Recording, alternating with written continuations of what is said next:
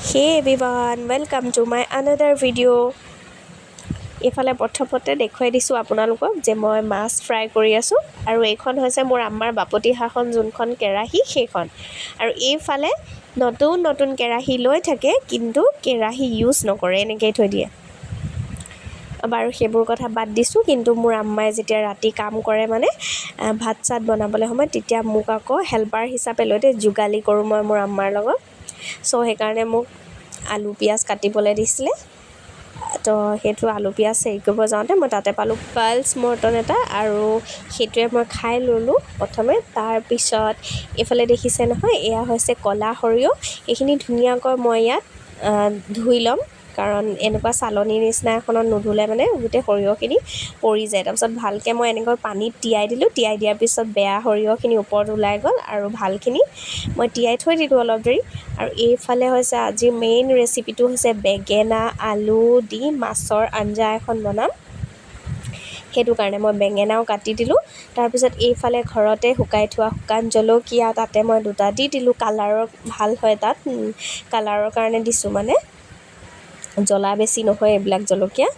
আৰু এইখিনি ভালদৰে ধুই ল'লোঁ ধুই পেলাই মই মিক্সিতে পিচি দিম এতিয়া পিচি লৈ ধুনীয়া পেষ্ট এটা বনাই ল'ম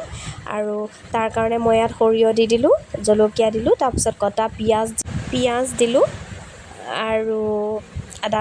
আদা নহৰু কি জানো দিয়ে আদা নহৰু পেষ্ট কিজানি আম্মাই থোৱা আছে পিচি সেইকাৰণে সেইটো দিয়া নাই ইয়াতে মই বিলাহী এটা ডাঙৰ ধুনীয়াকৈ কাটি ল'লোঁ কাটি এইখিনি এটা চব পিচি মই এটা পেষ্ট বনাই ল'ম আৰু এইফালে মই বেঙেনা আৰু আলু কাটি ল'লোঁ ধোৱা নাই পিছতে এতিয়াও ধুব লাগিব এইখিনি ভালদৰে তাৰপিছত এয়া মাছো ফ্ৰাই হৈ গ'ল তাৰপিছত এইফালে মছলাৰ পেষ্ট মই ধুনীয়াকৈ বনাই ল'লোঁ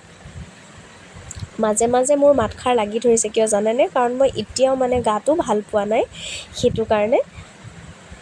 মাতষাৰ ভাঙি গৈছে মোৰ তো এইখিনি ধুনীয়াকৈ মই ইয়াতে উলিয়াই ল'ম আৰু সেইফালে আম্মাই দি আছে পিঁয়াজ ভাজি আছে এইখন কেৰাহীত আম্মাৰ কেৰাহীখন মোৰ দেখিলে খং উঠে কিন্তু মোৰ আম্মাই সদায় সেইখনতে বনায় কাৰণ মানে সেইখনত চব্জি সোনকালে হয় সেইটো কাৰণে কিন্তু মই চিঞৰি গৈ সেইখন কেৰাহী বহাব দিলোঁ তাৰপিছত সেইখন কেৰাহী বহালে তাৰপিছত ইয়াত মছলাবিলাক আৰু কি আছিলে আদা নহৰু পেষ্ট তাৰপিছত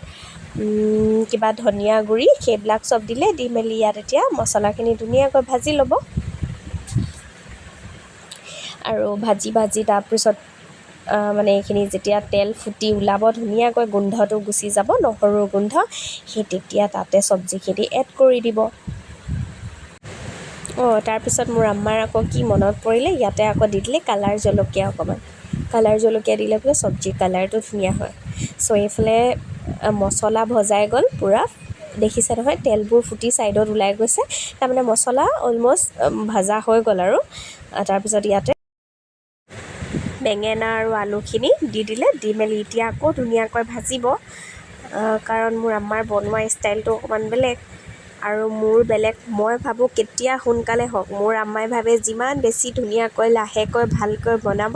তেতিয়া বোলে সোৱাদ বেছিকৈ হয় সেইটো কাৰণে এতিয়া মোৰ আম্মাই ইয়াত ভাজি থাকিব মানে অলপ দেৰি তাৰপিছতহে অকণমান মছলাটো চব্জিৰ ভিতৰত সোমাই অকণমান গলি যোৱাৰ পিছত চব্জিখিনি তাৰপিছতহে পানী দিব তো এতিয়া আকৌ অলপ দেৰি লৰাই দিছে ধুনীয়াকৈ তাৰপিছত হৈ যোৱাৰ পিছত ইয়াতে ঢাকনখন মাৰি অকণমান আকৌ ষ্টিমত সিজিবলৈ দিব আৰু এইফালে ভাজি যেতিয়া অকণমান সিজি গ'ল তাৰপিছত তাতে পানী এড কৰি দিলে আৰু এতিয়া ভালদৰে এইখিনি উতলিবলৈ দিব কাৰণ মানে ঠাণ্ডা পানী দিয়া হৈছে যে এনে অলপ সময় লাগিব সেইটো কাৰণে ভালদৰে উতলিবলৈ দিব আৰু তাৰপিছতে তাত মাছ এড কৰি দিব এয়া উতলাই নাই মই এবাৰ আহি মাজতে দাঙি চালোঁ কেৰাহীখন আচলতে লোহৰ কেৰাহী যে সেইকাৰণে শকত সোনকালে উতল খোৱা নাই মানে পাচলিখিনি সেইকাৰণে আৰু অলপ দেৰি পিছত এয়া আম্মাই আহি চালে তেতিয়া একদম ধুনীয়াকৈ উতলি আছে তাৰপিছত ইয়াতে লাহেকৈ মানে সিজি গ'ল আৰু পাচলিবোৰ এয়া সিজিলে তাৰপিছত এতিয়া ইয়াতে মাছখিনি এড কৰি দিব আৰু মানে নমাবলৈ হ'লে আৰু তৰকাৰী অলম'ষ্ট ৰেডি হ'ল আৰু এইফালে চাওকচোন ফাইনেলি তৰকাৰী ৰেডি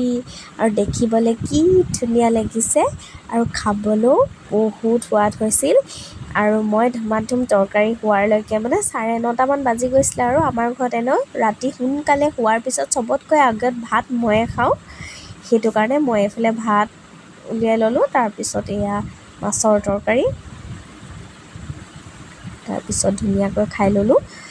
কাৰণ ভালকৈ খালেহে ভালকৈ টোপনিটো আহিব, হয় নাই? সেইটো কাৰণে আৰামত খাই ল'লোঁ। আৰু